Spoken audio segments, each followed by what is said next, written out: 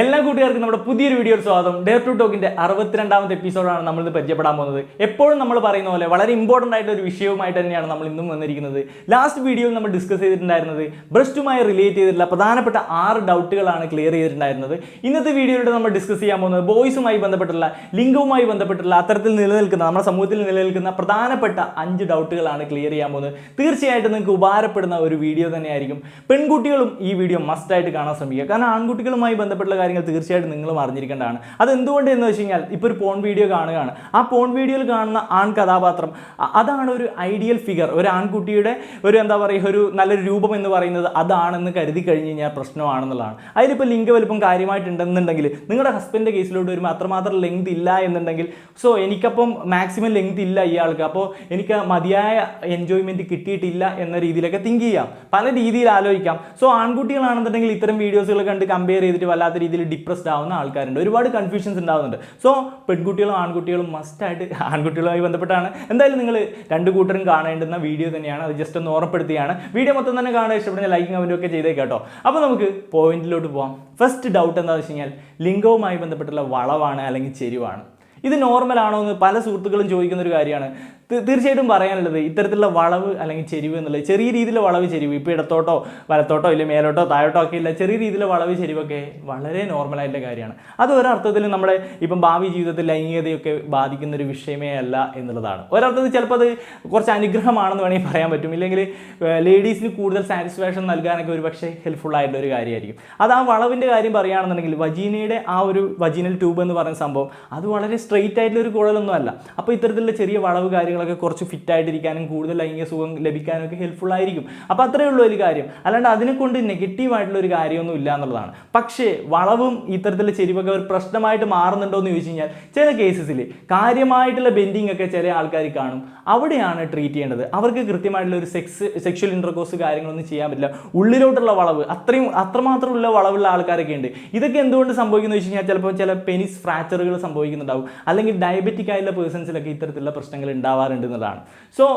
അങ്ങനെയുള്ള കേസസിൽ ട്രീറ്റ്മെൻറ്റ് എടുക്കണം. അല്ലാതെ ലൈഫിൽ ചെറിയ രീതിയിലുള്ള വളവ്, ഇപ്പോൾ എല്ലാവരുടെ കേസിലും അല്ലെങ്കിൽ പൊതുവിൽ വലിയൊരു ശതമാനം ആൾക്കാരിലും ചെറിയ ചെരിവ് ചെറിയ വളവൊക്കെ വളരെ നോർമലായിട്ടുള്ള കാര്യമാണ്. അതൊരർത്ഥത്തിൽ നമ്മളെ ഇൻഫ്ലുവൻസ് ചെയ്യുന്നില്ല. ഇപ്പം ഞാൻ പറഞ്ഞു ചെറിയ പെനിസ് ഫ്രാക്ചർ കാര്യങ്ങളൊക്കെ സംഭവിക്കുകയാണെന്നുണ്ടെങ്കിൽ ആ പെനിസിൻ്റെ ഉള്ളിൽ ചെറിയ ഫൈബ്രസ് ആയിട്ടുള്ള അല്ലെങ്കിൽ ഒരു കല്ലിപ്പ് ഉണ്ടാവും. ആ കല്ലിപ്പ് ഉണ്ടാകുമ്പോൾ ബ്ലഡ് ഫ്ലോയെ അത് ബാധിക്കുകയും ഇത് പെനിസ് ബെൻഡിങ്ങിന് കാരണമാവുകയും ചെയ്യും. അങ്ങനെയുള്ള കേസിലെല്ലാം ഡോക്ടറെ കാണണം. ഇപ്പോൾ പൈറോണിസ് ഡിസീസ് എന്നൊക്കെ നമ്മൾ പറയും. അപ്പോൾ അങ്ങനെയുള്ള കേസുകളാണെന്നുണ്ടെങ്കിൽ കാര്യമായിട്ടുള്ളൊരു ബെൻഡിങ് ഉണ്ട്, ഇറക്ഷൻ വരുമ്പോൾ വേദനയുണ്ട്, അങ്ങനെയൊക്കെ ഉണ്ടെന്നുണ്ടെങ്കിൽ ഒരു പ്രശ്നമായിട്ട് ലൈംഗിക ജീവിതത്തിലാണെന്നുണ്ടെങ്കിലും ഇറക്ഷൻ വരുമ്പോഴൊക്കെ ആ ഒരു വേദനയുണ്ട്, സെക്ഷൽ ഇൻ്റർകോഴ്സ് പറ്റുന്നില്ല, അങ്ങനെയൊക്കെ ആണെന്നുണ്ടെങ്കിൽ തീർച്ചയായിട്ടും ഒരു ഡോക്ടറെ കാണുക, ഒരു യൂറോളജിസ്റ്റിനെ കാണുക, എന്നിട്ട് കാര്യങ്ങൾ പറയുക എന്നുള്ളതാണ്. എന്നിട്ട് അതിനുള്ള ട്രീറ്റ്മെൻറ്റ് എടുക്കുക. ട്രീറ്റ്മെൻറ്റ് എന്ന് പറയുമ്പോൾ ടാബ്ലറ്റ്സുകളുണ്ട്, ചെറിയ ഇഞ്ചക്ഷനിലൂടെ ആ ഒരു ഫൈബ്രസ് ആയിട്ടുള്ള അല്ലെങ്കിൽ ആ ഒരു കല്ലിപ്പ് റിമൂവ് ചെയ്യുക. അതല്ലാണ്ട് ഒരു ഫൈനൽ സ്റ്റെപ്പ് എന്ന രീതിയിൽ സർജറി ഓപ്ഷൻസുകളും ഉണ്ട്. അങ്ങനെയാണ് വേണ്ടത്. അല്ലാണ്ട് നോർമൽ രീതിയിലുള്ള ചെറിയ വളവ് ചെരിവിനെ കുറിച്ച് ഓർത്തിട്ട് ടെൻഷൻ അടിക്കേണ്ട കാര്യമില്ല. അതൊരർത്ഥത്തിലും പ്രശ്നങ്ങൾ ഉണ്ടാക്കുന്നില്ല എന്നുള്ളത് മനസ്സിലാക്കുക എന്നുള്ളതാണ്. ഇനി നമ്മളെ അടുത്തൊരു പ്രധാനപ്പെട്ട ഡൗട്ട് ലിംഗവലുപ്പമാണ്. ഒരുപാട് സുഹൃത്തുക്കൾ ചോദിക്കുന്ന ഒരു കാര്യമാണ് ലിംഗവലുപ്പം എന്നുള്ളത്. കഴിഞ്ഞ ദിവസം തന്നെ ഒരു സുഹൃത്ത് വന്നിട്ട് ഇതിനെപ്പറ്റി ചോദിച്ചിട്ടുണ്ടായിരുന്നു. അവന് 10 സെൻറ്റിമീറ്റർ ഉണ്ട് ഇറക്റ്റ് ആകുമ്പോൾ, പക്ഷേ ബ്രോ ഇത് ഭാവി ജീവിതത്തിൽ എനിക്ക് കുട്ടിയില്ലാത്ത അവസ്ഥ വരുമോ, പ്രശ്നമാണോ, ഈ ലെങ്ത് ഇതിനേക്കാൾ വേണം. അപ്പം ഞാൻ ചോദിച്ചു നീ എവിടെയാണ് കമ്പയർ ചെയ്ത് ചോദിച്ചപ്പോൾ സുഹൃത്തുക്കളുമായി കമ്പയർ ചെയ്തു എന്നൊക്കെയാണ് അവൻ പറഞ്ഞത്. അതെന്തോ ആയിക്കോട്ടെ, നമുക്ക് ആ വിഷയത്തിലോട്ട് വരാം. ലിംഗം എത്രമാത്രം വലിപ്പം വേണമെന്ന് ചോദിച്ചു കഴിഞ്ഞാൽ എക്സ്പേർട്സുകൾ പറയുന്നൊരു കാര്യം ഒരു 7.6 സെൻറ്റിമീറ്റർ അല്ലെങ്കിൽ ഒരു 3 ഇഞ്ചസ് തന്നെ ഇനഫ് ആണെന്നുള്ളതാണ്. അത്രയും സെൻറ്റിമീറ്റർ ഇറക്റ്റ് ആവുന്ന സമയത്തുണ്ട് എന്നുണ്ടെങ്കിൽ നല്ല രീതിയിൽ സെക്സ് എൻജോയ് ചെയ്യാൻ പറ്റുന്നേ ഉള്ളൂ. അല്ലാണ്ട് ഒരുപാട് ലെങ്ത് ഉണ്ടെന്ന് പറഞ്ഞിട്ട് പ്രത്യേകിച്ച് കാര്യമൊന്നുമില്ല. ആ ഒരു വജീനയുടെ 1/3 ഭാഗം, ആ തുടക്കത്തിലുള്ള കുറച്ച് പോർഷൻ ഭാഗമാണ് ഏറ്റവും കൂടുതൽ ഫീലിംഗ് നൽകുന്ന ഭാഗം. അതിനപ്പുറത്തോട്ട് എത്രമാത്രം പെനിസ് എത്തിയെന്ന് കരുതി കഴിഞ്ഞാലും അവർക്ക് ചിലപ്പോൾ പെയിൻഫുൾ ആയിട്ടുള്ള ഫീലിംഗ് ആണ് നൽകുന്നത്. ഇത്തരം പോൺ വീഡിയോ കമ്പയർ ചെയ്തിട്ട് അതാണ് റിയാലിറ്റി, അതാണ് സത്യങ്ങളെന്ന് തിങ്ക് ചെയ്ത് കളയരുത് എന്നുള്ളതാണ്. അപ്പം വലിയ ലെങ്ത് ഉണ്ടെന്ന് വെച്ചാൽ ഒരുപാട് എൻജോയ്മെൻറ്റ് കൊടുക്കാൻ പറ്റും, ഇല്ലെങ്കിൽ ഒരുപാട് എൻജോയ്മെൻറ്റ് കിട്ടുമെന്ന് ഒരു പെൺകുട്ടിയും ചിന്തിക്കുന്നതിൽ ഒരർത്ഥമില്ല, അതിൽ പ്രത്യേകിച്ച് ഒരു കാര്യമില്ല എന്നുള്ളതാണ്. ഒരു ആവറേജ് ഇന്ത്യൻ്റെ പെനിസ് ലെങ്ത് എന്ന് പറയുന്നത് 13 സെൻറ്റിമീറ്റർ ആണ്. ആവറേജ് എന്ന് പറയുമ്പോൾ 20 സെൻറ്റിമീറ്റർ ഉള്ള ആൾക്കാരുണ്ടാവും, താഴെയുള്ള 10 സെൻറ്റിമീറ്ററും ഒക്കെയുള്ള ആൾക്കാരുണ്ട്. സോ ഈ 10 സെൻറ്റിമീറ്റർ ഉള്ളവനും 15 സെൻറ്റിമീറ്റർ ഉള്ളവനും 20 സെൻറ്റിമീറ്റർ ഉള്ളവനും ഇനി 13 സെൻറ്റിമീറ്റർ ഉള്ളവനും ഒക്കെ പ്രോപ്പറായിട്ടുള്ള ഒരു സാറ്റിസ്ഫാക്ഷൻ ലേഡിക്ക് കൊടുക്കാനും പറ്റും. അവിടെ എന്താ പറയുക, കുട്ടികൾ ഉണ്ടാവും ഒക്കെ ചെയ്യും. അതിൽ വേറെ കൺഫ്യൂഷൻസോ കാര്യങ്ങളോ തിങ്ക് ചെയ്യേണ്ട. ഇനി ഡോക്ടറെ കാണേണ്ടുന്ന കേസസുകൾ ലെങ്ത് ഇല്ലാത്ത അവസ്ഥ എന്ന് പറയുന്നത് മൈക്രോ പെനിസ് കണ്ടീഷനാണ്. ഇറക്റ്റ് ആകുമ്പോൾ പോലും ഒരു 5 സെൻറ്റിമീറ്റർ വയ്ക്കാത്ത അവസ്ഥ, ഇറക്റ്റ് ആകുമ്പോൾ ഒരു 5 സെൻറ്റിമീറ്റർ പോലും ഇല്ല. അങ്ങനെയുള്ള കണ്ടീഷനൊക്കെ ആണെന്നുണ്ടെങ്കിൽ ഇപ്പോൾ ഒരു പ്രോപ്പർ സെക്ഷൽ ഇൻ്റർകോഴ്സ് കാര്യങ്ങളൊക്കെ കുറച്ച് ബുദ്ധിമുട്ട് കാര്യങ്ങളൊക്കെ ആയിരിക്കും. ആ ഒരു കേസിൽ മാത്രം ഡോക്ടറെ കാണും, ഒരു യൂറോളജിസ്റ്റിനെയോ സെക്സോളജിസ്റ്റിനെയോ ഒക്കെ കണ്ടിട്ട് അതിനനുസരിച്ചുള്ള സൊല്യൂഷൻസ് എടുക്കുക. അല്ലാതെ ഈ പലതരത്തിലുള്ള മരുന്നുകളുണ്ട്, അതുണ്ട് ഇതുണ്ട് എന്നൊക്കെ പറയുന്ന സംഭവങ്ങളൊക്കെ ഭൂരിഭാഗം എന്നല്ല, അതെല്ലാം ഉഡായിപ്പുകളാണ്. നിങ്ങളുടെ ആവശ്യകത ഇല്ലെങ്കിൽ നിങ്ങളുടെ കൺഫ്യൂഷൻസിനെ യൂട്ടിലൈസ് ചെയ്തുകൊണ്ട് വളരുന്ന വലിയ വലിയ കമ്പനികളാണ്. അപ്പോൾ അവർ ഒരുപാട് പൈസ ഉണ്ടാക്കുന്നുണ്ട്, ചീറ്റ് ചെയ്യപ്പെടുന്നുണ്ട് ഒരുപാട് പേര്. ഇതൊന്നും ആരും പുറത്ത് പറയാറില്ല എന്നുള്ളതാണ്. സോ ആ കാര്യങ്ങൾ മനസ്സിലാക്കുക. ആവശ്യമായിട്ടുള്ള ലെങ്ത് മതി. ഒരു പയ്യനെ കോൺടാക്ട് ചെയ്തെന്ന് പറഞ്ഞില്ല കഴിഞ്ഞ ദിവസം. അവനോട് ഞാൻ പറഞ്ഞൊരു കാര്യം, ലൂസിഫറിൽ മോഹൻലാൽ പറയുന്ന ഡയലോഗാണ്, അതായത് നിന്റെ തന്തയല്ല എൻ്റെ തന്ത. അതാണ് കാര്യം. അതായത് നമ്മുടെ അച്ഛനമ്മമാർ ഡിഫറൻ്റ് ആണ്, നമ്മുടെ ജീൻസ് ഡിഫറൻ്റ് ആണ്, ഓരോ ഇൻഡിവിജ്വലും ഡിഫറൻ്റ് ആണ്. ഇപ്പോൾ എൻ്റെ ഹൈറ്റ് ആയിരിക്കില്ല മറ്റൊരാളുടെ ഹൈറ്റ്, എൻ്റെ വെയിറ്റ് ആയിരിക്കില്ല മറ്റൊരാളുടെ വെയിറ്റ്. ഇൻഡിവിജ്വലി നമ്മൾ ഓരോ കാര്യങ്ങളിലും ഡിഫറൻറ്റ് തന്നെയാണ്. ഓരോ അവയവങ്ങളും നമുക്ക് നൽകിയിരിക്കുന്ന അതിൻ്റേതായ യൂസസുകളുണ്ട്. ആ ആവശ്യങ്ങൾക്ക് ഉള്ള ലെങ്ത് ഉണ്ട്, ആ ആവശ്യങ്ങൾക്കുള്ള കാര്യങ്ങളൊക്കെ ഉണ്ട് എന്നുണ്ടെങ്കിൽ അതിൽ നമ്മൾ ഓർത്ത് കൺഫ്യൂഷൻ അടിക്കേണ്ട കാര്യമില്ല. ഇപ്പം എൻ്റെ കൈക്ക് നല്ല നീളം ഉണ്ടെന്ന് കരുതിയിട്ട് മറ്റൊരാൾക്ക് അത്ര നീളം ഉണ്ടാവണമെന്നില്ല. പക്ഷെ നമ്മൾക്ക് അതിനെക്കൊണ്ട് ചെയ്യേണ്ടുന്ന ധർമ്മങ്ങൾ കൃത്യമായി നിർവഹിക്കാൻ പറ്റുന്നുണ്ടെങ്കിലോ അതുപോലെ. വേണ്ടാത്ത കൺഫ്യൂഷൻസ് എന്തിനാണ് മറ്റുള്ളവരുമായിട്ട് കമ്പയർ ചെയ്തിട്ട്?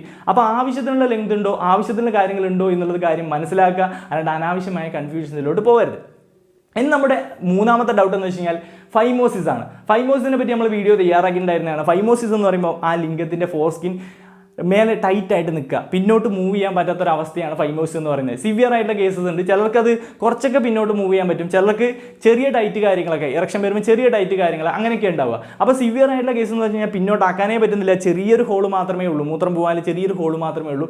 നോർമൽ സ്റ്റേജിലും അല്ലാതെ ഇറക്റ്റ് ആകുമ്പോഴും ഒരർത്ഥത്തിലും പിന്നോട്ടാക്കാൻ പറ്റാത്തൊരു സിറ്റുവേഷനാണ് കുറച്ച് സിവിയർ ആയിട്ടുള്ള കേസ്.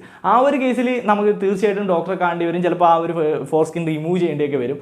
ഇനി അല്ലാത്ത പക്ഷം ചെറിയ രീതിയിലുള്ള ഒരു എന്താ പറയുക മൂവ് ചെയ്യാനൊക്കെ പറ്റുന്നുണ്ടെങ്കിൽ ചെറിയ ചെറിയ എക്സസൈസുകൾ നമ്മളൊരു വീഡിയോയിൽ പറഞ്ഞിട്ടുണ്ടായിരുന്നു. ചെറിയൊരു എക്സസൈസുകളും കാര്യങ്ങളൊക്കെ ചെയ്തു കഴിഞ്ഞ് കഴിഞ്ഞാൽ ഒരു പരിധിവരെ നമുക്ക് ആ സ്കിൻ ലൂസ് ചെയ്യുകയും ഫൈമോസ് ഒരു പരിധിവരെ മാറ്റാനും പറ്റും. എന്താണ് ഈ ഫൈമോസ് കൊണ്ട് ബുദ്ധിമുട്ടുണ്ടാക്കാൻ സാധ്യത എന്ന് വെച്ച് കഴിഞ്ഞാൽ, ഇതിൻ്റെ ഉള്ളിൽ ക്ലീൻ ചെയ്യാൻ നോർമൽ സ്റ്റേജിൽ പോലും പിന്നോട്ടാക്കാൻ പറ്റുന്നില്ലെങ്കിൽ ആ മടക്കുകൾ, ആ ഒരു സ്കിന്നിൻ്റെ മടക്കിൻ്റെ ഉള്ളിൽ ഇൻഫെക്ഷൻ വരാനുള്ള സാധ്യതയുണ്ട്. അതേപോലെ തന്നെ സെക്ഷൽ ഇൻ്റർകോഴ്സിലോട്ട് പോകുമ്പോൾ ഒരു പെയിനൊക്കെ ഉണ്ടാവാൻ, ഈ ഫോർസ്കിൻ മൂവ്മെൻറ്റ് വരുമ്പോൾ ചെറിയ പെയിന് കാര്യങ്ങളൊക്കെ ഉണ്ടാവാൻ സാധ്യതയുണ്ട്. അത് സെക്ഷൽ ആ ഒരു ലൈഫ് എൻജോയ് ചെയ്യാൻ ചിലപ്പോൾ പറ്റിയെന്ന് വരില്ല. സോ അങ്ങനെയുള്ള കേസിലും ഒരു ഡോക്ടറെ കണ്ടിട്ട് നമ്മൾ അതിനനുസരിച്ചുള്ള സൊല്യൂഷൻ എടുക്കാവുന്നല്ലോ. അതിനെ ഓർത്തിട്ട് ടെൻഷൻ അടിക്കേണ്ട കാര്യമില്ല. ഒരു യൂറോളജിസ്റ്റിനെ ഫസ്റ്റ് കാണുക, എന്നിട്ട് കാര്യങ്ങളൊന്ന് നോക്കുക. ചില എക്സസൈസുകൾ അവർ ചിലപ്പം പറഞ്ഞു തരാം, ചില ഓയിൽമെൻറ്റുകൾ തരാം. അതിലൂടെയും മാറുന്നില്ലെങ്കിൽ സർജിക്കൽ മെത്തേഡ് എന്ന രീതിയിൽ ആ ഒരു ഫോർസ്കിൻ റിമൂവ് ചെയ്യാം. സർക്കംസിഷൻ അത് ഒരു മെഡിക്കൽ പ്രാക്ടീസ് തന്നെയാണ്, അല്ലാണ്ട് വിശ്വാസപ്രകാരമുള്ള കാര്യം മാത്രമൊന്നുമല്ല. അതൊരു മെഡിക്കൽ പ്രാക്ടീസാണ്, പണ്ട് മുതലേ തന്നെ ഫോളോ ചെയ്ത് വരുന്നത്. അപ്പോൾ അതിലൊരു കൺഫ്യൂഷൻസും വേണ്ട. അപ്പോൾ ഫൈമോസിനെ പറ്റി നമ്മൾ പറഞ്ഞു കഴിഞ്ഞു. ഇനി അടുത്തത് ഫൈമോസിനെ പറ്റി പറയുമ്പോൾ തീർച്ചയായിട്ടും നമ്മുടെ നാലാമത്തെ പോയിന്റ് പാരാഫൈമോസിസ് ആണ്. പാരാഫൈമോസിസ് എന്ന് പറഞ്ഞു കഴിഞ്ഞാൽ ആ ഒരു ഹെഡില്ലേ, പെനിസിൻ്റെ ഹെഡ് അല്ലെങ്കിൽ ഗ്ലാൻസ് എന്ന് പറയും, അതിൻ്റെ താഴെയായിട്ട്, ആ ഒരു മടക്കിൻ്റെ താഴെയായിട്ട് ഈ ഒരു ഫോർസ്കിൻ ലോക്കായിട്ട് നിൽക്കുക, ഒരു റിങ് പോലെ ലോക്കായിട്ട് നിൽക്കുന്ന അവസ്ഥയാണ്. അവിടെ അപ്പം പലതരം ഫ്ലൂയിഡൊക്കെ നിറഞ്ഞിട്ട് ഇങ്ങനെ തടിച്ചു വരിക, അതുപോലെ അവിടെയുള്ള സ്കിന്ന് അഴുകാൻ തുടങ്ങുക, വേദന ഉണ്ടാവുക, ഇൻഫെക്ഷൻ വരിക, വല്ലാത്ത രീതിയിലുള്ള പ്രശ്നങ്ങളിലോട്ട് പോവുക. അതിനെയാണ് നമ്മൾ പാരാഫൈമോസിസ് എന്ന് പറയുന്നത്. സോ പാരാഫൈമോസിസ് ഒരിക്കലും നോർമലായിട്ടുള്ള കാര്യമല്ല. തീർച്ചയായിട്ടും ഡോക്ടറെ കാണുക, ക്യൂർ ചെയ്യേണ്ടുന്ന കാര്യമാണ്. അതിലത്തെ ആ ലിക്വിഡൊക്കെ ഒഴിവാക്കിയിട്ട് ഫോർസ്കിൻ റിമൂവ് ചെയ്യേണ്ടതാണെങ്കിൽ റിമൂവ് ചെയ്യും. അതിനനുസരിച്ച് ഡോക്ടറെ കണ്ടിട്ട് തന്നെ ക്ലിയർ ചെയ്യേണ്ടുന്ന വിഷയമാണ്. അതിനെ ഓർത്ത് ഭയപ്പെടേണ്ട കാര്യമില്ല. അതിനെല്ലാം സൊല്യൂഷൻ ഉണ്ട്.